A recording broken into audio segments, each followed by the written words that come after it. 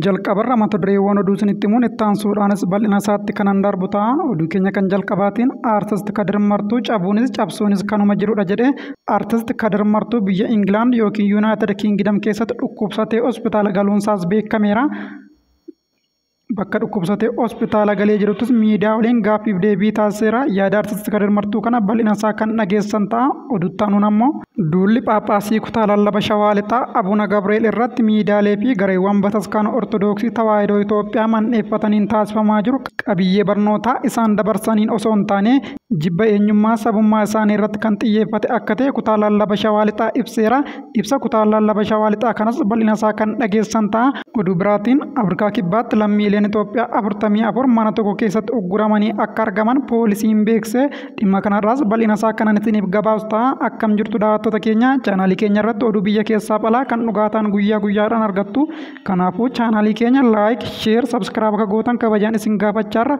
Itti aansuudhaan oduuwwan nama mata duree isaa isiniif kaase bal'ina isaa kanan isiniif dhiyeessu ta'a.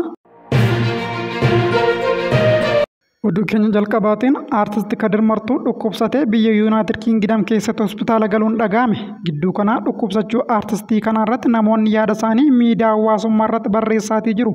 Namoonni hedduunis dhibee isaa kanaan daran yaaddoo ibsan. Maddi oduu BBC Afaan Oromoo dubbisuu himuudhaan eelaa bara dheeraan miidhamee akka yaala argachaa jirus ibseetu jira. Dhibeen waggaa 20 oliif obsee qabadhee jirutu jira. Wayyaaneetu na cabsite jechuudhaan ka'umsa dhibee isaa dubbachuus gabaaseetu jira. Seera qabsoo keessatti cabuunis cabsuunis ni jira kan jedhe aartist Kadir Martuu an saba kiyyaaf hojjedheen cabe.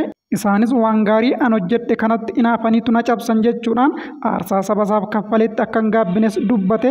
Yeroo sanaa kan isaan na cabsan eelaansaa ammallee na dhukkubaa isa kana wal'aansa baqaqsanii yaaluun naaf taasisanii jedhe. Lafeen isaa cabee wal'aansa dhabee ture amma yeroo baqaqsanii yaaluun taasifamuuf akkatti hammaates kan hime aartist Kadir Martuu lafeen cinaachaa na cabee ture baqaqsanii yaaluudhaanis wal'aannameen jira jedhe. Abbaan qabeenyaa Oromoo obbo Yaadataa Juuneddiin ammoo guutummaan guutuutti baasii mana yaalaa isaa danda'uudhaan aartist Kadir Martuutiin akka yaalchisu waadaa galees dhaga'ameetu jira. Oduu biraatiin duulli Phaaphaasii kutaa lallaba Shawaa Lixaa Abuna Gabriel irratti miidiyaalee fi gareewwan bataskaana Ortoodooksii Tawaahidoo Itoophiyaa mandheeffataniin taasifamaa jiru. Qabiyyee barnoota isaan dabarsaniin osoo hin taane jibba eenyummaa sabummaa isaanii irratti kan xiyyeeffate akka ta'e kutaa lallaba Shawaa Lixaa ibse. Dureen Phaaphaasii kutaa lallaba Shawaa Lixaa Abuna Gabriel barnoonni gaafa yaadannoo fannifamuun Yesuus Kiristoos barsiisan dubbii ijoo ta'eetu ture. Barnootichi miidiyaa bataskaanichaa irratti kan tamsa'e yoo ta'u qabiyyee tamsa'e irratti atakaroo uumame hordofe Abuna Gabriel qabiyyeen barsiisan karaa dogongoraan akka hubatame dubbachuun irra deddeebiin miidiyaalee ibsa dabalataa kennaniitu ture. Haa ta'u malee duulli balaaleffannaa fi jibbinsaa gareewwanii fi miidiyaalee bu'uurri isaanii bataskaanicha ta'een isaan irratti afarfamaatii tureera. Bataskaana Ortoodooksii Tawaahidoo Itoophiyaatti kutaa lallaba Shawaa Lixaa ibsa jennoo gaafa caamsaa 22 bara 2017 baaseen duulli Phaaphaasii keenya irratti taasifamuutti jiru qabiyyee ergaa isaanii irratti garaagarummaa ture osoo hin taane jibba inaaffaa fi eenyummaa sabummaa Abuna Gabriel irratti kan xiyyeeffatedha jedha.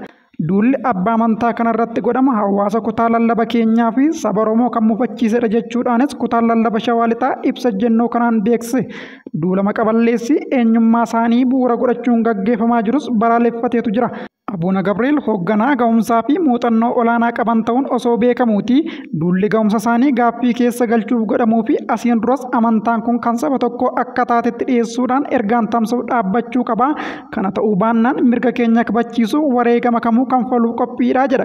Qabiyyeen ibsa jennoo kana maqaa duree Phaaphaasii kanaa dhaaba siyaasaa biyya bulchuu fi qondaalota mootummaa olaanoo waliin kaasuudhaan kanneen jeequmsa hin barbaachifne kakaasan mootummaan adabatti gochuu akka qabus gaafateera. Kutaa lallabaa Shawaa Lixaa Phaaphaasiin bataskaanichaa asiin dura ifatti ministeerri muummee akka ajjeefaman waamicha dhiyeessan irratti gaafatamummaa fi tarkaanfiin gama bataskaana Ortoodooksiin fudhatame tokkollee hin jiru kan jedhe ibsi kun dubbiin ammaa kun eenyummaa duree Phaaphaasii Abuna Gabrieliin kan wal qabatu malee qabiyyee ergaa isaanii akka hin taanes akeekeetu jira. Phaaphaasonni bataskaanichaa yeroo garagaraatti ergaawwan siyaasaa facaasan waraana labsan eenyummaa sabaa busheessanii fi jeequmsaan waamicha godhan hedduu turanii haa ta'u malee yeroo bataskaanichaan qeeqamanii fi gaafataman hin turree jedha ibsi kutaa lallabaa Shawaa Lixaa baase kun.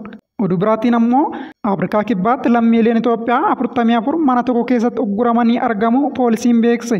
Afrikaa kibbaa magaalaa Johannesburg keessatti lammiileen Itoophiyaa 44 seeraan ala daddabarfaman mana tokko keessatti ugguramanii argamu poolisiin biyyattii beekse. Lammiileen Itoophiyaa 44 mana tokko keessa ugguramanii haala rakkisaa keessa turuu kan hime ibsi kun lammiileen kun daddabarsitoota seeraan alaatiin gara Afrikaa kibbaa akka dhaqan poolisiin magaalattii ibseetu jira.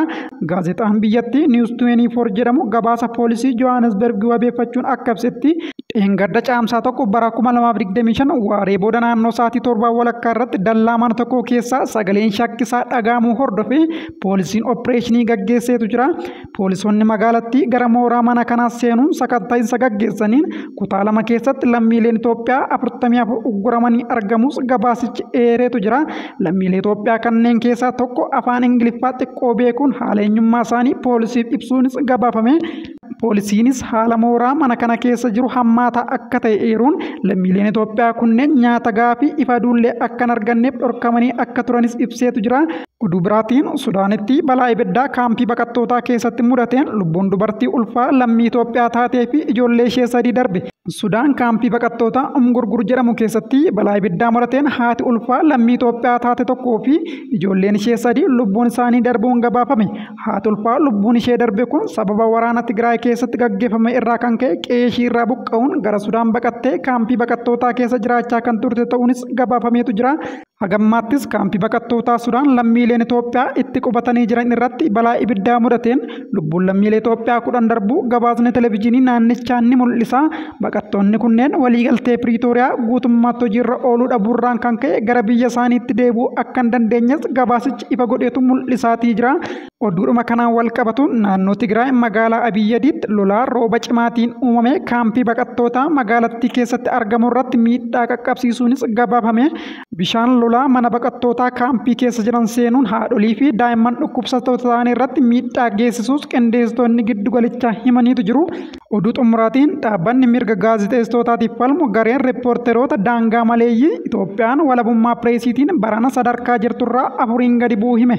Dhaabbanni waggaa waggaan sadarkaa walabummaa pireesii biyyoota 180 maxxansu kun akka tarree dhaabbatichaatti bilisummaan pireesii Itoophiyaa bara kana ammas yaaddoo cimaa keessa akka jiru agarsiisa. Dhaabbatichi akka beeksetti biyyoonni 42 lakkoofsa uummata addunyaa keessaa walakkaa ol qaban ramaddii kana keessa akka jiranis beekse. Biyyoonni kunneen yookaan gaazexeessummaa shaakaluudhaaf balaa akka qaban yookaan ammoo gonkumaa bilisummaa pireesii dhabuu isaaniis ibseetu jira. Itoophiyaanis biyyoota Afrikaa 7 gabaasa dhaabbatichaatiin sadarkaa dhumaarra jiran keessaa tokko taate. Egaa daawwattoota keenya oduun sa'aatii kanaaf isiniif qindeesse kana gammaatti hordoftanidha. Sa'aatii muraasa booda immoo oduu biraa nagaa walitti deebinutti nagaadhaan tura.